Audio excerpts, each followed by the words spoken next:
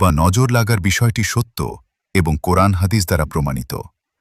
রাসূলুল্লাহ সাল্লাল্লাহু আলাইহি ওয়াসাল্লামের ওপরও জাদু করা হয়েছিল এবং আল্লাহর হুকুমে তিনি তা থেকে সুস্থ হয়েছিলেন। ক্যারিয়ার বা রিজিকে বাধাগ্রস্ত করার জন্য শয়তানি বা কুফরি কালামের মাধ্যমে এমনটা করা অসম্ভব কিছু নয়। তবে মনে রাখতে হবে, মানুষের জীবনে পরীক্ষা, ব্যবসায়িক মন্দা বা মানসিক অবসাদ স্বাভাবিক কারণেও আসতে পারে।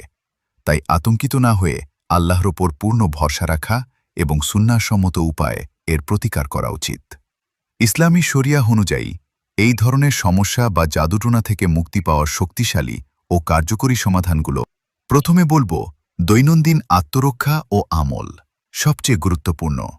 জাদু বা কুফরি কালামের প্রভাব নষ্ট করার সবচেয়ে বড় অস্ত্র হল প্রতিদিনের সকাল সন্ধ্যার মাসনুন দোয়া ও জিকির। ১. ৫ ওয়াক্ত নামাজ সময় মতো পড়ার কোনো বিকল্প নেই। জামায়াতের সাথে নামাজ আদায় করা একজন মুমিনকে আল্লাহর জিম্মায় নিয়ে নেয়। ২. প্রতি ফরজ সালাতের পর এবং রাতে ঘুমানোর আগে অবশ্যই আয়াতুল কুরসি পাঠ করবেন।